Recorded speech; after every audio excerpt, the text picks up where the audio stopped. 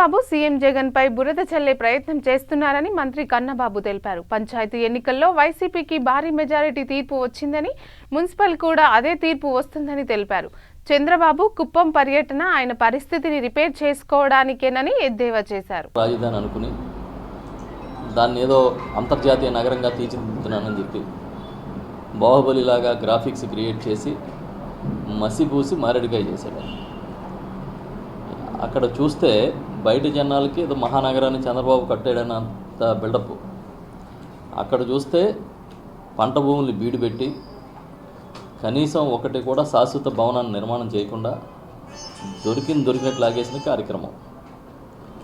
సరే, ఇక్కడ శాసన రాజధాని ఉండాలి, పరిపాలనా రాజధాని విశాఖపట్నంలోను, న్యాయ రాజధానిని కర్నూలులోను పెట్టాలి, వికేంద్రీకరించాలని ఒక నిర్ణయాన్ని ప్రభుత్వం తీసుకున్నది.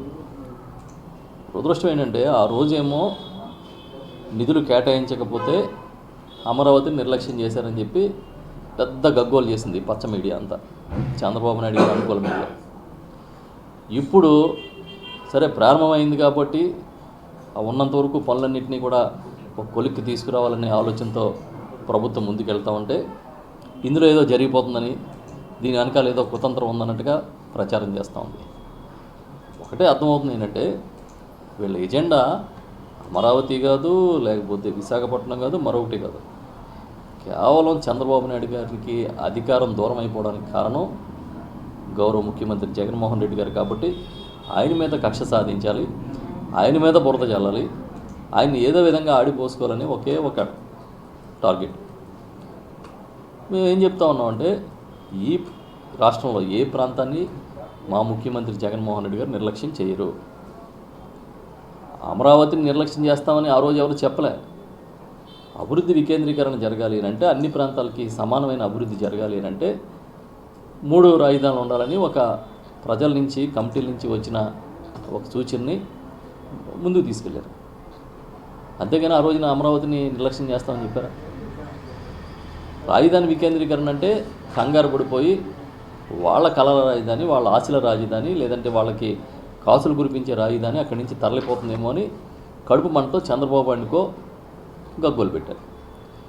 ఈరోజు ఒక 3,000 కోట్ల రూపాయలు సమకూర్చి ఆ పనులన్నింటినీ పూర్తి చేయాలి, మొత్తం కనెక్టివిటీని పెంచాలనేది ప్రభుత్వం ఒక ఆలోచన చేస్తే మళ్ళీ గగ్గోలు పెడతా ఉన్నారు. అదేదో పాత సినిమాలో ఒక డైలాగ్ ఉంటుంది, రాసుకో డబుల్ స్టేట్మెంట్ అని. ఇలా అయితే అలా చెప్తాడు, అలా అయితే ఇలా చెప్తాడు. ఇప్పుడు అలాగే చంద్రబాబు నాయుడు దగ్గర ఆయన పత్రికలకి, ఆయన ఛానల్స్కి డబుల్ స్టేట్మెంట్ ఉంటాయి. ఒకవేళ అమరావతికి నిధులు కేటాయించలేదనుకోండి, చంద్రబాబు నాయుడు గారి మీదనో ఒక సామాజిక వర్గం మీద కోపంతో కేటాయించట్లేదని రాస్తారు. కేటాయించారనుకోండి, దాంట్లో ఏదో కుట్ర ఉందనో, కుతంత్రం ఉందనో, అవినీతి ఉందనో రాస్తారు. అంతే తప్ప దాంట్లో మంచి చెడు ఎంచి చూద్దామనే ఆలోచన ఎప్పుడూ లేదు వాళ్ళకి. ఎందుకంటే చంద్రబాబు ఆయన సౌభాగ్యం, ఆయన పదవి, దాన్ని కాపాడడం అనేది వీళ్ళందరూ ఎజెండా.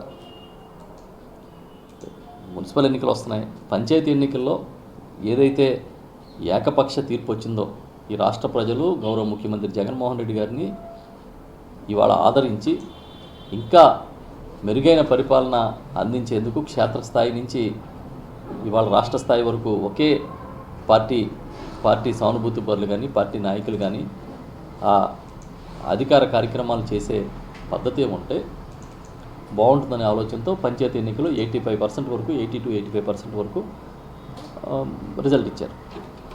ఇప్పుడు మున్సిపల్ ఎన్నికల్లో కూడా అదే జరుగుతుంది. ఎందుకంటే ఇవాళ నవరత్నాల కార్యక్రమాన్ని పెట్టి ఏదైతే ముఖ్యమంత్రి